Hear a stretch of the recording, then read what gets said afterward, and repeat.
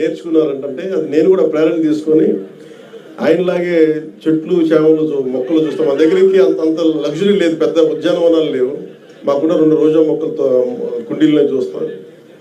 పుస్తకాలు పెట్టుకొని క్లాస్ పుస్తకాలు పెట్టుకుని రోజా పువ్వులను చూస్తూ ఉండిపోయాడు. ఎట్లా ఎగ్జామ్స్ ఫెయిల్ అవుతాం కదా ఖచ్చితంగా అలా చూస్తూ ఉంటాం. ఇట్లా చాలా ఇవన్నీ చూస్తూ నాకు బలం ఇచ్చింది. ఎందుకంటే నాకు స్వతంత్రంగా నేను నేర్చుకోగలను, నాకు అధ్యాపకులు అవసరం లేదు, నాకు ఏమి కావాలో నేను నేర్చుకోగలను. అది సైన్స్ కానీ సోషల్ సైన్సెస్ కానీ పాలిటిక్స్ కానీ హిస్టరీ కానీ నాకు వేరే టీచర్ అవసరం లేదనిపించింది. అందుకని నేను నా చదువు ఇంటర్లో వదిలేసి నేను చదవటం నేర్చుకున్నాను. నేను చదువు ఇంటర్ ఆపేశాను కానీ చదవటం ఎప్పుడు ఆపలేదు. ఈరోజు ఓడిపోయినా ఎందుకు శక్తి ఉంటుంది, ఓటమిలో కూడా ఎందుకు శక్తి ఉంటుంది అంటే ఇందాక చెప్పాను కదా, books are the training weights of our mind అని. చదవటం వల్ల మనకి మానసిక శక్తి చాలా బలపడుతుంది, మామూలు బలం. నేను చాలా సంపాదించాను అని అనుకున్నప్పుడు నాకు నిజంగా సినిమాలు గొప్ప విజయం సాధించడం నాకు ఎప్పుడు ఆనందం కలగదు. మా వదిన కానీ మా అన్నయ్య దగ్గరికి వెళ్ళిన అంటే నాకు ఈ బుక్ ఫెయిర్కి రాగానే నాకు ఎక్కడో మద్రాసులో ఇప్పుడు చెన్నైలో ఒక తెలుగు ఇట్లాగే బుక్ ఫెయిర్కి వెళ్ళేవాడు. అక్కడ బుక్ ఫెయిర్ జరిగేది, తెలుగు సెక్షన్ కూడా ఉంది. అందులో రకరకాల పుస్తకాలు. అప్పుడు నేను కొన్నది మొదటిది దేవరకొండ బాలగంగాధర తిలక్ అమృతం కురిసిన, అలాగే మార్క్ ట్వైన్ అనువాద ప్రచనం, ఇవన్నీ కొనుక్కొని ఇంటికి. అలాగే నండూరు రామ్మోహన్ రావు గారి విశ్వదర్శనం, ఇవన్నీ మనకి ఇంటికి వచ్చి ఎప్పుడు ఓపెన్ చేయాలి. అవి ఆ కొత్త పుస్తకాల వాసన అది మర్చిపోలేము. ఓపెన్ చేయగానే ఒక కొత్త సువాసన ఉండదు. అంటే వర్షం చినుకు పడ్డప్పుడు ఎండిపోయిన నేలకి మట్టి వాసన ఎలా ఉంటుందో, ఒక కొత్త పుస్తకాన్ని తీస్తే ఆ వాసన ఎంత మొత్తుగా ఉంటుందో ఒక పుస్తక ప్రియుడికి తెలుసు దాని భావం. అలాగా ఆ రోజు అంటే నేను ఎందుకు నన్ను ఈరోజు పాలిటిక్స్లో కూర్చోబెట్టి నాకు ఎందుకు ఇంత బలం ఇచ్చినాయి అంటే, మన ఈ మధ్యన మన్యం ప్రాంతంలో కూడా వెళ్ళగలిగి ఎందుకు అర్థం చేసుకోగలనంటే, ఎందుకు నడవగలనంటే, ఎప్పుడో కేశవరెడ్డి రచించిన అతడు అడవిని జయించాడు. ఆ పుస్తకం చదివితే తప్పిపోయిన చుక్క పందుల కోసం అతను ఎంత కష్టపడ్డాడు అంటే, మనం ఇక్కడ మణులు మాణిక్యాల కోసం కష్టపడతాం. ఒక గిరిజనుడికి ఆ చిన్నపాటి ఆధారమైన తన చుక్క పందులు వెళ్ళిపోతే ఎంత కష్టపడతాడు, ఎంత ఇబ్బంది పడతాడు. అది ఆ కష్టం నాకు అర్థం చేసుకున్నాడు. అంటే ఎంత ఇబ్బందులు పడతారు.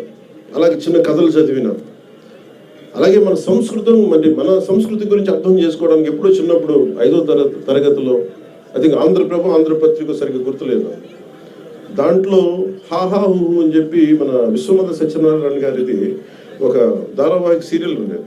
నాకు ఎందుకు గుర్తుండిపోయిందంటే, ఏదో ఒక విదేశాల్లో పెద్ద బహుళంతస్తులు ఉన్న ఒక సెంటర్లో ఒక అశ్వముఖంతో ఉన్న మనిషి శరీరంతో ఒక గంధర్వుడు పడిపోయి ఉంటాడు, ఇలా మూర్చపడిపోయి ఉంటాడు. ఆ ఫోటో చూశాను, అది చదివి దాన్ని చదవడం స్టార్ట్ చేశాను.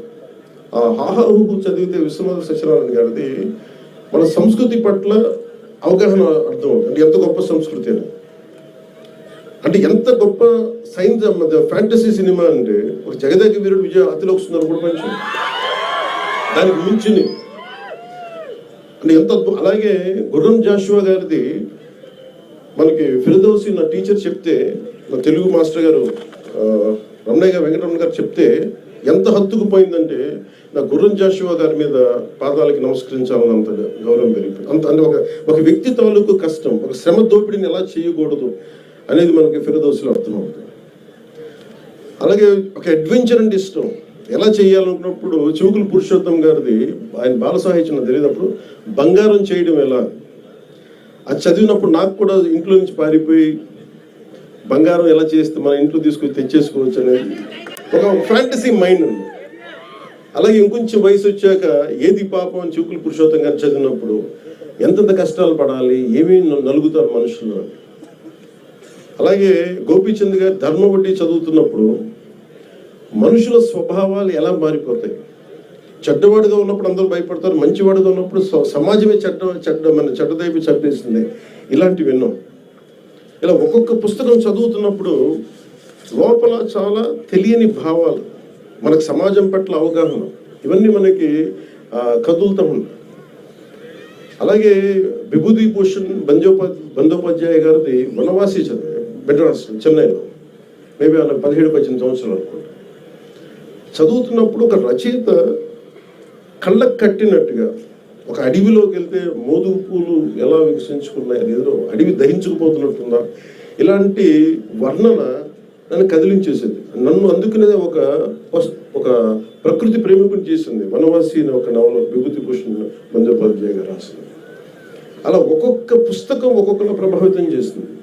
అఫ్కోర్స్ దాంతోపాటు ఆంగ్ల సాహిత్యం కానీ క్లాసిక్స్ కానీ ఒక్కటి బట్టి నేను చెప్పగలను, తెలుగు సాహిత్యం మామూలు మన అదృష్టవంతులు కాదు. తెలుగు భాషలో మనందరం తెలుగు వారిగా పుట్టడం, అసలు ఎంత అద్భుతమైన సాహిత్యం ఉంది అంటే, ఎంత అద్భుతమైన సాహిత్యం ఉందంటే మనం నేర్చుకోవాలి, చదవాలి. కానీ మన మైండ్స్ ఎంత ఓపెన్ అప్ అవుతే మనకి ఊహించలేము. మనం ఇందాక ఇప్పుడు నాలాంటి వాడి భాష కంటే కూడా, నాలాంటి వాడి ఉపన్యాసం కంటే కూడా, ఇందాక శ్రీనివాసరావు గారికి మనస్ఫూర్తిగా నేను క్షమాపణ చెప్తా ఉన్నాను, కె శ్రీనివాసరావు గారికి.